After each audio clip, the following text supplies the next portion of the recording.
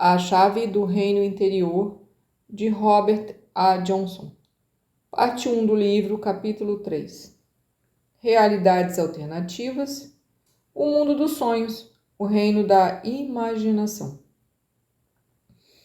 Nossos padrões verbais revelam muito das nossas suposições involuntárias. Se conversarmos com um amigo a respeito de um sonho, é bem provável que ele faça uma pergunta assim: esses detalhes aconteceram realmente ou aconteceram apenas no sonho? Essa pergunta traz a implicação de que o que acontece no sonho não é real. De fato, seria mais adequado perguntar: isso aconteceu na realidade do sonho ou na realidade física? No mundo dos sonhos ou no mundo comum? Ambos são mundos genuínos. Ambos são realidades que existem de verdade, mas o mundo dos sonhos, se dermos atenção a ele, tem efeitos mais práticos e concretos em nossa vida do que os acontecimentos externos, pois é no mundo dos sonhos que o inconsciente exerce sua dinâmica poderosa. É lá que as grandes forças lutam ou se combinam para gerar atitudes, ideais, crenças e compulsões que motivam a maior parte do nosso comportamento. Quando nos tornamos sensíveis a esses aspectos, descobrimos que cada dinâmica do sonho está se manifestando de alguma forma em nossa vida prática, em nossas ações, relacionamentos, decisões, hábitos maquinais, impulsos e sentimentos. Acreditamos controlar conscientemente esses elementos da vida. Mas essa crença é a grande ilusão de controle do ego. Esses aspectos da nossa vida são, na verdade, determinados em um lugar bem mais profundo. É no mundo do sonho que suas fontes originais são reveladas de uma forma que podemos ver e entender. Os sonhos expressam o inconsciente. Eles são mosaicos dinâmicos compostos por símbolos que expressam movimentos, conflitos, interações e eventos nos grandes sistemas de energia dentro do inconsciente. O inconsciente tem uma capacidade especial para criar imagens e usá-las como símbolos. São esses símbolos que formam os sonhos, criando uma linguagem pela qual o inconsciente comunica seu conteúdo à mente consciente.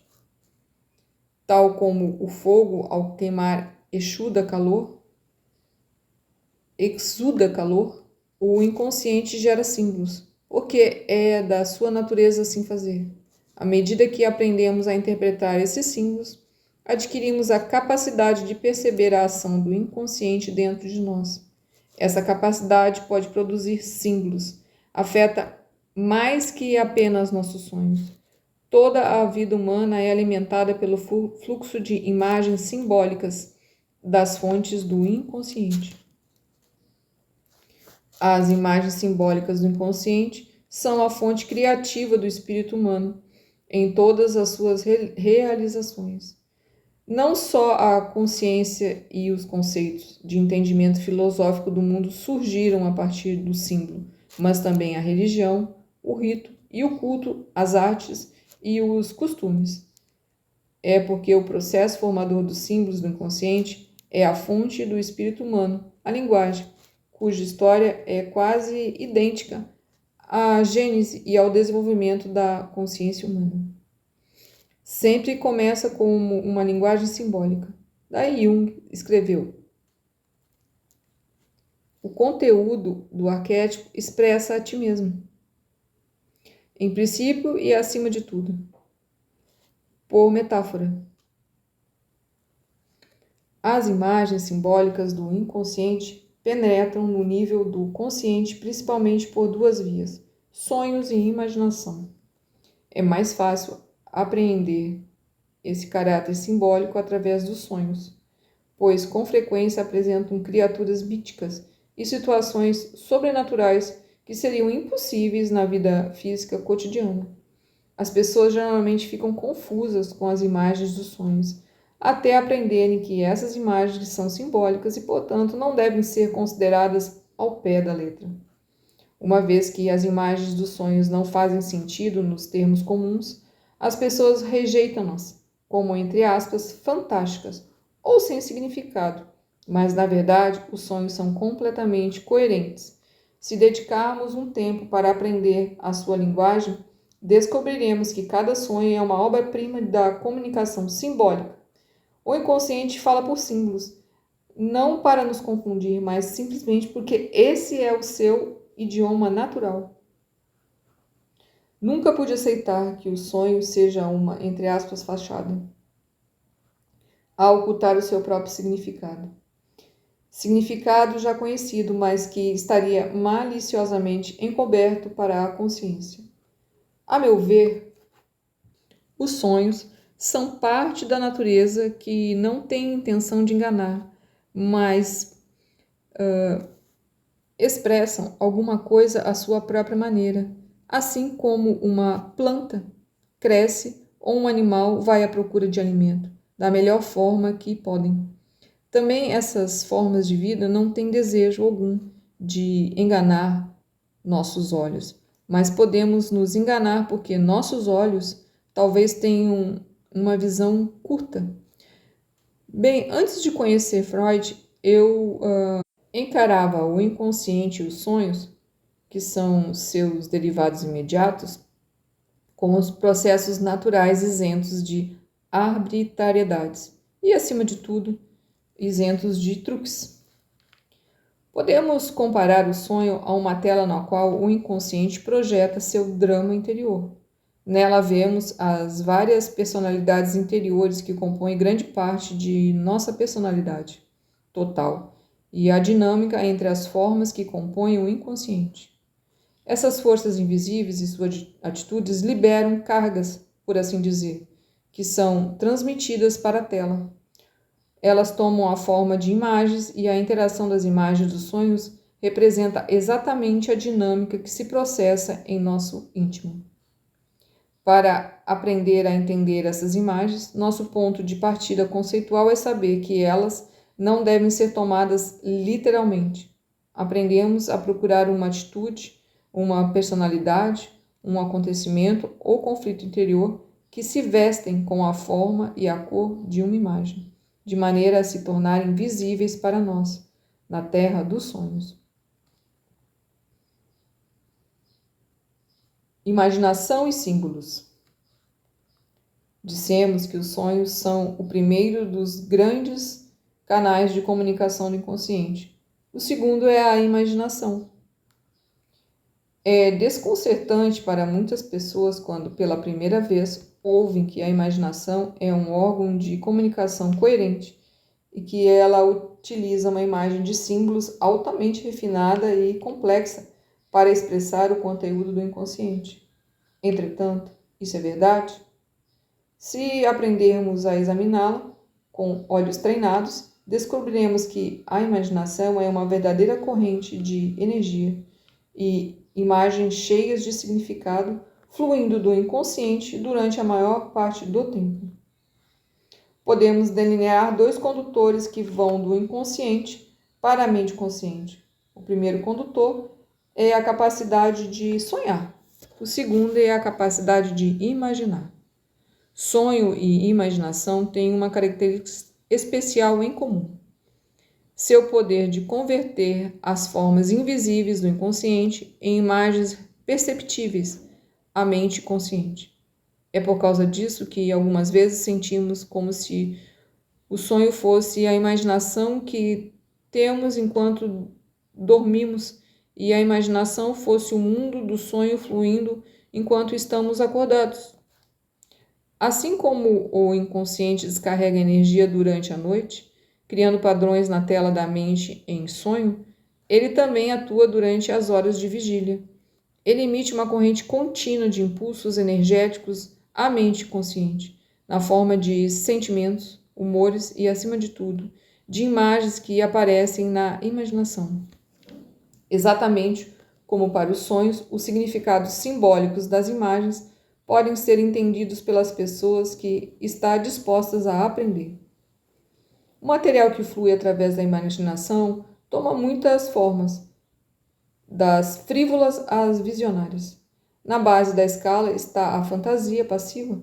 É o sonhador acordado fantasioso, que voa rapidamente pela mente em momentos esparsos durante o dia ou que, por vezes, nos distrai por longos períodos de tempo. Tais devaneios são simplesmente passatempos ou distrações que nada acrescentam à consciência. No topo da escala está a experiência visionária, através da qual a imaginação ativa e o encontro religioso se fundem. A imaginação ativa é uma das formas de se usar a imaginação de modo construtivo para se ter acesso ao inconsciente. Há várias outras formas, incluindo as de meditação profunda. Nossa cultura do século XX tem um tremendo preconceito coletivo contra a imaginação, o qual se reflete no que as pessoas dizem. Você está imaginando coisas, ou é apenas fantasia, não é realidade. Na verdade, ninguém inventa nada na imaginação. O material que aparece na imaginação tem sua origem no inconsciente. A imaginação, corretamente entendida, é o canal através do qual esse material flui para a mente consciente. Para sermos mais exatos, a imaginação é o transformador que converte o material invisível em imagens que a mente consciente pode perceber. A raiz da palavra imaginação é a palavra latina imago, que quer dizer imagem.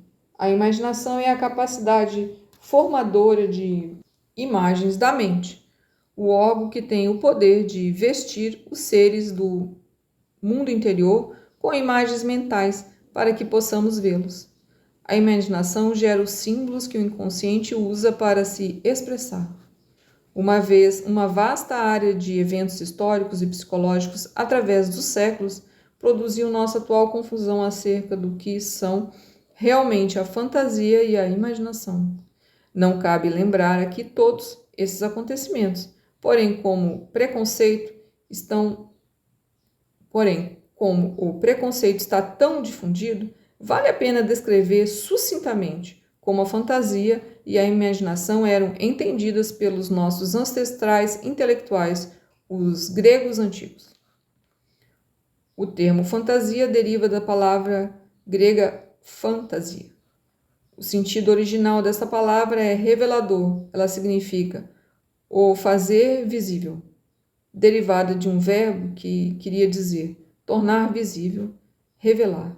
A correlação é clara. A função psicológica de nossa capacidade para a fantasia é tornar visível a dinâmica invisível da psique, inconsciente. Encontramos na psicologia dos gregos um discernimento fundamental que a psicanálise moderna tem precisado redescobrir. A mente humana está investida de um poder especial para converter o reino invisível em formas visíveis de maneira que possa ser visto e contemplado na mente. Chamamos esse reino invisível de inconsciente. Para Platão era o mundo das formas ideais. Outros antigos imaginavam como a esfera dos deuses, a região do espírito puro, mas todos sentiam uma coisa. Só nosso poder de formar imagens nos capacita a vê-los. Para os gregos, fantasia significava essa faculdade especial da mente para produzir imagens mentais poéticas, abstratas e religiosas. Era a nossa capacidade de tornar visível o conteúdo do mundo interior, dando-lhe formas, personificando-o. Os gregos admiravam a realidade do mundo interior, expresso como formas ideais ou qualidades universais que se revestiam das imagens de seus deuses. Para eles, fantasia era o órgão pelo qual o mundo divino falava à mente humana. Na psicologia europeia, pelo menos até os tempos medievais, a capacidade de formar imagem chamada imaginação ou fantasia era tido como um órgão que recebia ideias dos mundos espiritual e estético e as transformava em uma imagem interior que podia ser retida na memória e convertida no objeto do pensamento. e do raciocínio. Na religião, a capacidade de imaginação foi o caminho legítimo da inspiração, revelação e experiência religiosa. O fato de a informação entrar na mente consciente através da imaginação, de forma alguma, lhe conferia qualquer descrédito, pois uma experiência de imaginação poética era convencionalmente considerada como acompanhada da crença na realidade do que é imaginado. Foi provavelmente nos tempos elisabetanos que outro significado paralelo de fantasia começou a tomar forma. Um devaneio fictício, algo fantasioso ou irreal. A palavra fantasioso, derivada de fantasia, foi cunhada para significar alguma coisa que é feita caprichosamente na imaginação como mero passatempo. Infelizmente, este é o equívoco acerca da natureza da imaginação, que herdamos na mente popular do nosso século. Se pensarmos um pouco, torna-se claro o quanto é tolo denegrir a imaginação. O homem depende do poder da imaginação e de seus símbolos para as suas representações poéticas, literárias, da pintura, escultura e de todas as atividades artísticas, filosóficas e religiosas. Não poderíamos desenvolver a inteligência abstrata, a ciência, a matemática, o raciocínio lógico e mesmo a linguagem se não tivéssemos a capacidade de gerar imagens, símbolos. É por isso que Newman pode afirmar o que foi citado anteriormente. As imagens simbólicas do inconsciente são a fonte criativa do espírito humano em todas as suas realizações. E porque o processo formador dos símbolos do inconsciente é a fonte do espírito humano. A linguagem, cuja história é quase idêntica à gênese e ao desenvolvimento da consciência humana, sempre começa como uma linguagem simbólica. Newman, página 17. Imaginação ativa, o uso consciente da capacidade imaginativa. A imaginação ativa, como o inconsciente, sempre existiu na vida humana. Mas, assim como tantas facetas da nossa vida interior, coube a Jung redescobrir essa arte perdida e torná-la possível ao homem moderno. À primeira vista, a imaginação ativa pode parecer bastante simples ou ingênua para ser levada a sério como técnica psicológica. Consiste em encontrar as imagens que afloram a nossa imaginação e dialogar com elas. Envolve um encontro com as imagens. A mente consciente realmente entra na imaginação e toma parte nela. Isso geralmente significa uma conversa falada com as figuras que se apresentam, mas envolve também entrar na ação, na aventura ou no conflito que está desenrolando sua história em nossa imaginação. Esta percepção está participando consciente no evento imaginativo que transforma uma simples fantasia passiva em imagem ativa.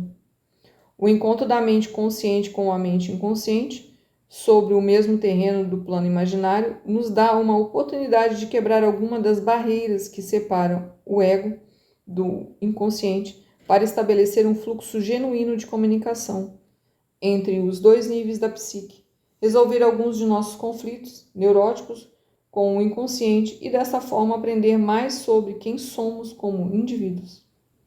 Por causa da noção popular de que a imaginação é fictícia, muitas pessoas reagem automaticamente achando que tal experiência com a imaginação não tem qualquer sentido.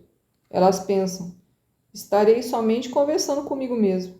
Mas se trabalhamos com a imaginação ativa, logo confirmamos que dialogamos com partes interiores verdadeiras de nós mesmos.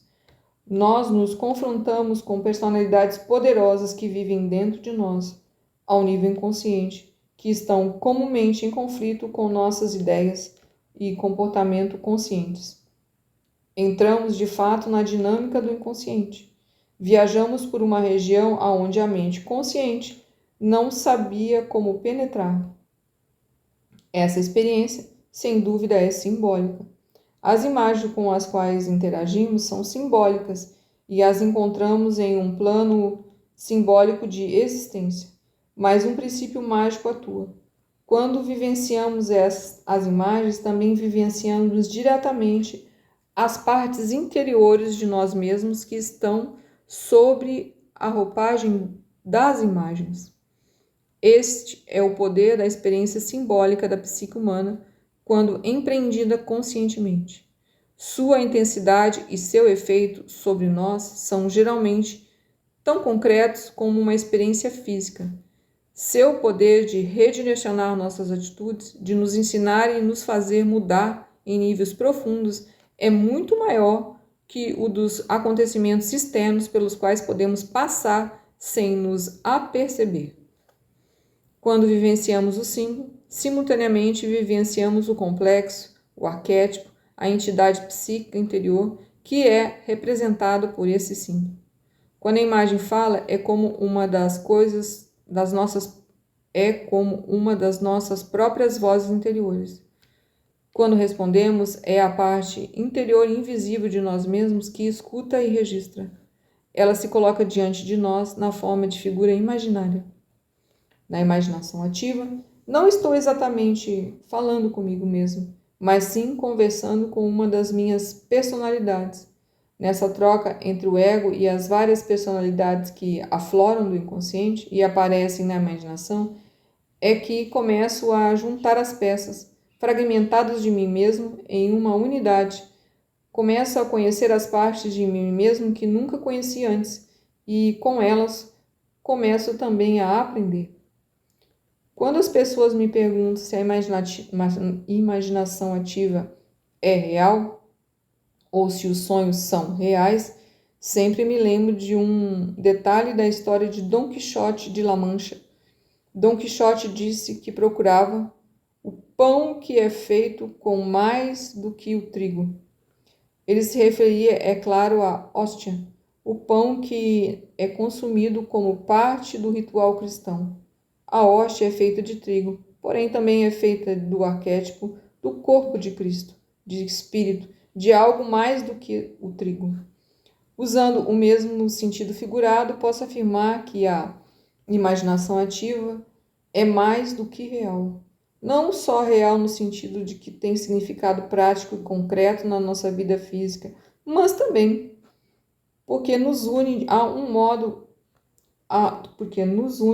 mundo de forças que são suprapessoais e transcendentais. Elas nos fornecem um meio de direcionar as várias correntes de energia que se juntam dentro de nós para formar os padrões duradouros de nossa vida, de nossos relacionamentos e atitudes. Ela nos afeta em níveis de realidades do nosso âmago, mais profundamente do que qualquer acontecimento de nossa vida diária. Comparadas a essas imensas forças internas, com poder para nos moldar e direcionar interiormente, as preocupações e decisões da vida rotineira parecem simples ondulações sobre as superfícies de um imenso rio da vida que caminha vagarosamente e inexoravelmente para o seu objetivo. O trabalho com os sonhos e a imaginação ativa nos harmoniza com uma visão maior da vida, com a direção desse imenso rio. Por alguns instantes, eles puxam nossa mente para fora dessas ondulações e dessas correntezas que nos preocupam a maior parte do tempo. Podemos sentir, então, que o sonho e a imaginação nos ligam a um nível de existência que não é só real, no sentido externo, de realidade. É mais do que real. Muito obrigada por você estar aqui. A gente se encontra no próximo tópico, os arquétipos e o inconsciente. E se gostou, deixa seu like, compartilha com quem você acha que vai gostar e se inscreva no canal. Até mais, um grande abraço.